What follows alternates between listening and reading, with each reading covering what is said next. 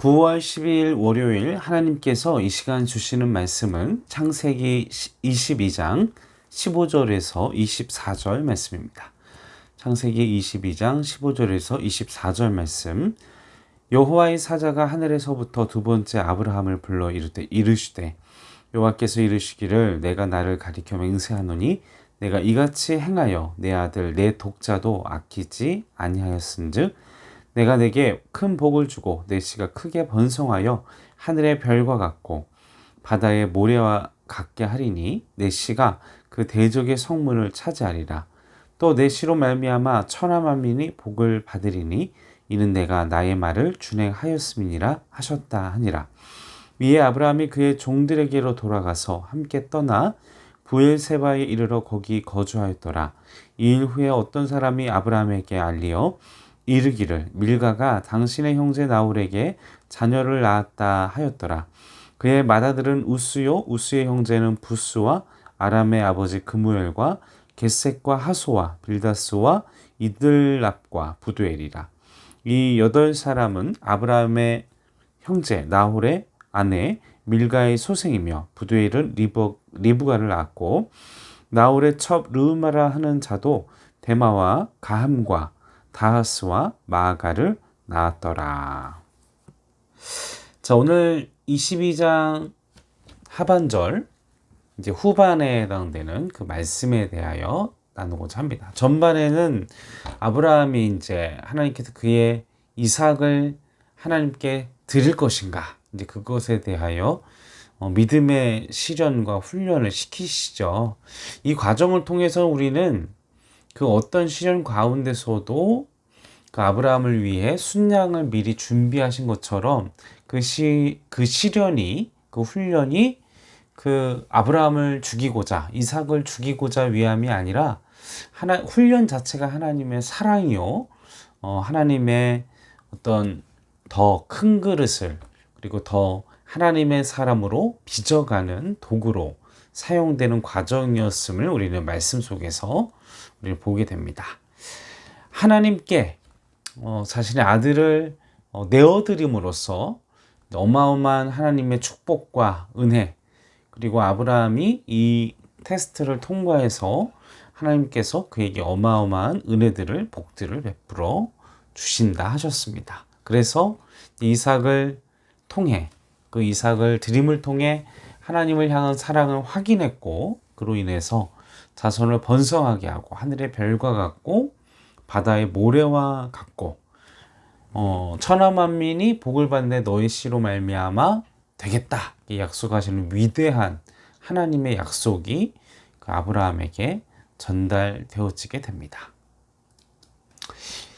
이와 같이 내가 가장 사랑하고 내가 가장 의지하는 것 또 내가 가장 내어드리기 싫은 것을 주께서 내어놓도록 도전하실 때 하나님을 믿으시고 더 큰 것으로 더 좋은 것으로 베풀어 주실 것을 신뢰하면서 과감히 하나님께 모든 것을 올려드리시는 우리 행정교회 성도 여러분 되시기를 주님의 이름으로 간절히 축원합니다.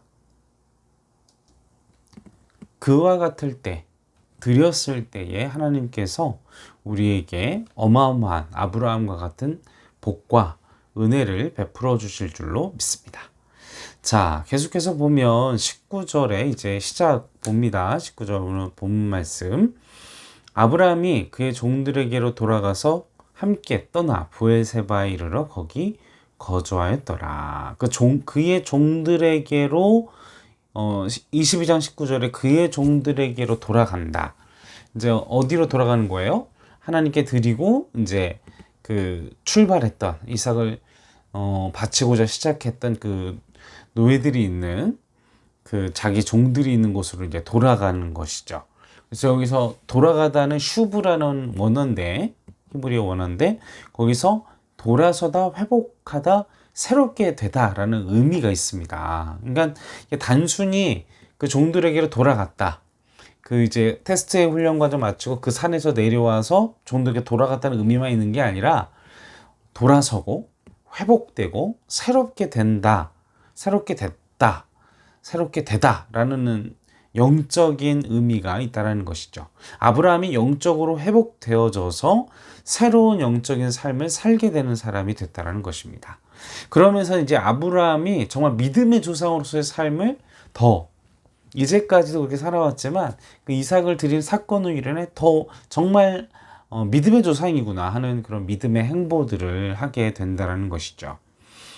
그래서 이제까지는 막 천막을 치고 끊임없이 이사를 다녔는데 이제 부엘세바의 완전한 거주를 결정하고 그곳에서 이제 천막 생활을 마치고 완전히 건물을 짓고 이제 정착 생활을 아브라함이 하게 됩니다. 자, 이제 이삭도 마찬가지죠.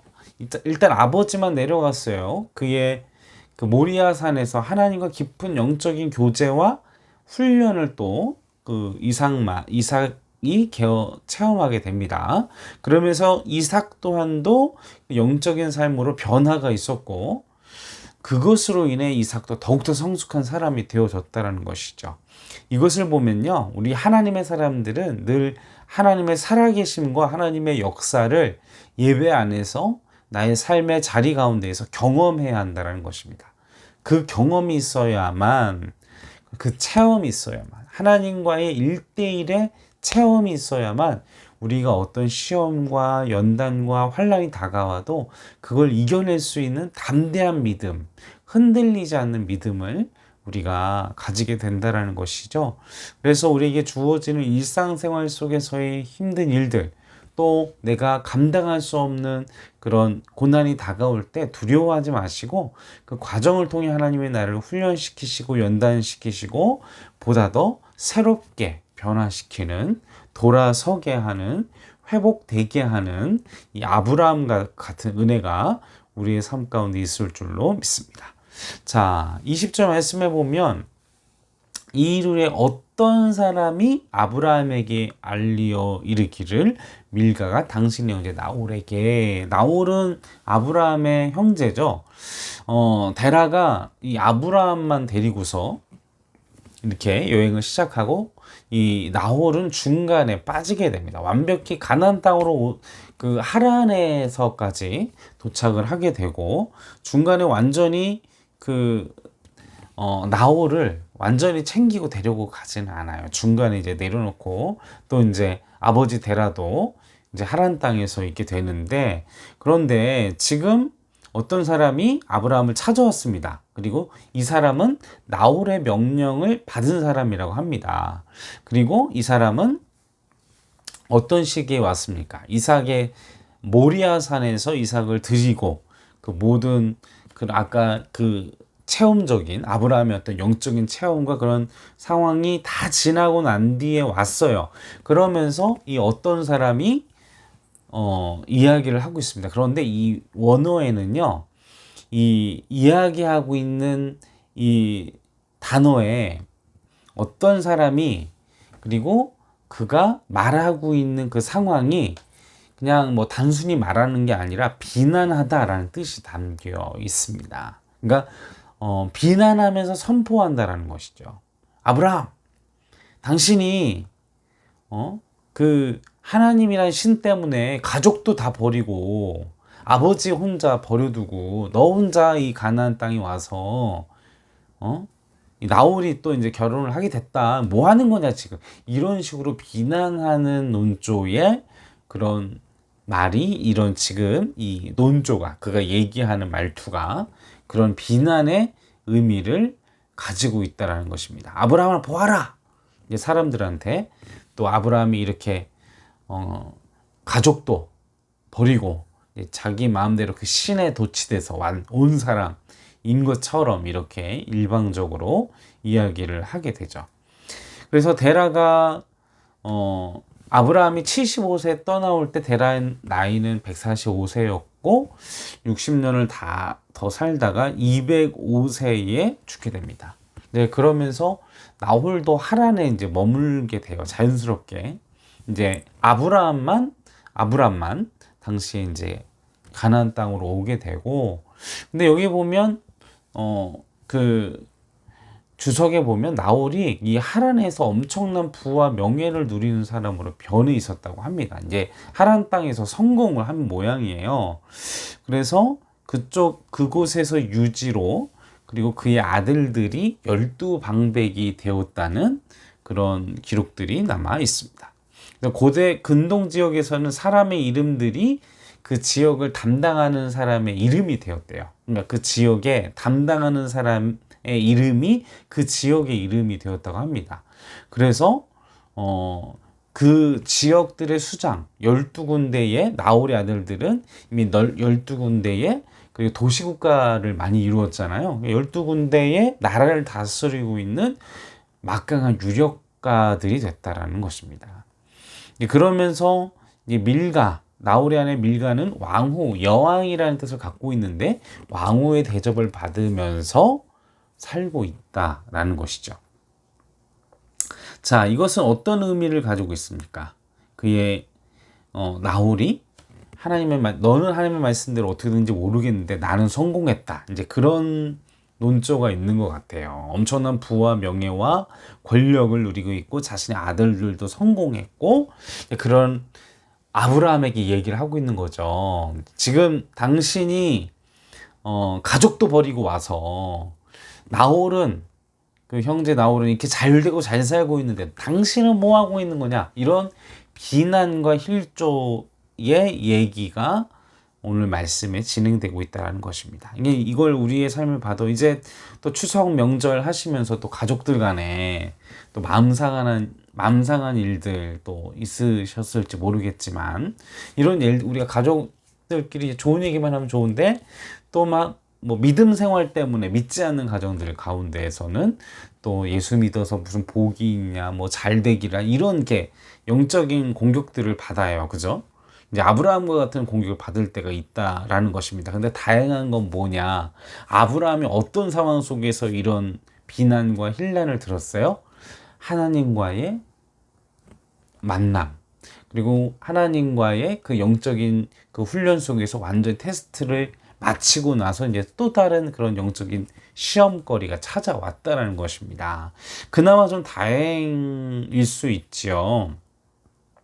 그로 인해서 아브라함은 흔들리는 모습 보입니까? 그렇지 않습니다. 그냥 계속 묵묵히 이 동생 나홀에게 가지 않고 하나님께서 자신에게 허락해 주신 이 부엘사바에서 이제 완전히 정착하고 더 이상 이제 흔들리거나 또 막 물을 찾아서 막 이집트 땅으로 다른 곳으로 갈까 하면서 계속 움직이는, 이동하는 삶이 아니라 이제는 하나님이 역사하시고 하나님 만나 주신 그 곳에서, 그 장소에서 머물러서 정착하는 모습을 우리는 보게 됩니다. 사랑하는 성도 여러분, 말씀을 정리합니다. 우리가 믿음 생활할 때에 하나님 훈련하실 때가 있고요. 안 믿는 사람들은 저렇게 잘 사는데 나의 삶의 자리는 왜 그런가, 막 이렇게 한탄스러울 때가 있을 수 있습니다. 그러나 그것은요, 여러분, 한시적인 것일 수 있어요. 그러니까 세상 사람들의 성공은요, 언제 끝날지 몰라요. 그리고 그들의 성공은요, 정말 성공인지 우리는 알지 못합니다. 많은 걸 가지고 있었어도요, 그 많은 걸 가지고 있는 것이 행복하다라는 것과 직결되는 것은 별개의 문제입니다. 정말 우리에게 완벽한 만족, 정말 완벽한 완벽한 성공, 하나님 안에서, 예수 그리스도 안에서의 성공, 다른 문제라는 것이죠. 다른 것입니다. 우리에게 주시는 하나님의 은혜는 세상이 주는 것과는 다른 것입니다. 아무리 나홀과 얼마나 이 사람이 미우면 이름도 기록하지 않았어요. 어떤 사람이 그 얘기한 사람에 대해 이름도 기록하지 않고 그들의 말을 그렇게 귀담아 듣지 않고 오직 믿음의 길을 걸어간 아브라함을 오늘 말씀 속에서 찾아볼 수 있습니다. 사랑하는 성도 여러분, 이런 시험과 환난이 여러분들이 믿음의 훈련을 다 감당하고 난 뒤에 여러분들이 하나님의 은혜와 확신 가운데 있기를, 그래서 우리가 그 모든 시험을 감당할 수 있기를 주님의 이름으로 간절히 축원합니다. 함께 기도하겠습니다. 아버지, 아브라함이 그 영적인 시험과 주님께서 허락하신 테스트를 잘 감당하게 하시고 또 하나님의 그런 또 다른 영적인 시험 속에서도 흔들리지 않고 하나님의 나라와 하나님의 뜻과 자신의 삶의 자리를 구별했던 우리 아브라함의 삶처럼 우리도 우리의 내가 사랑하고 내가 주께 감히 드리지 못했던 그 모든 것들도 하나님을 믿으며 하나님을 신뢰하며 다 내어놓을 수 있도록 도와주시옵소서. 주님의 살아계심과 역사와 그리고 나와 함께 하시는 하나님의 그 역사하심을 경험하는 한 주간 될 수 있도록 도와주시옵소서. 예수님의 이름으로 간절히 기도하옵나이다. 아멘.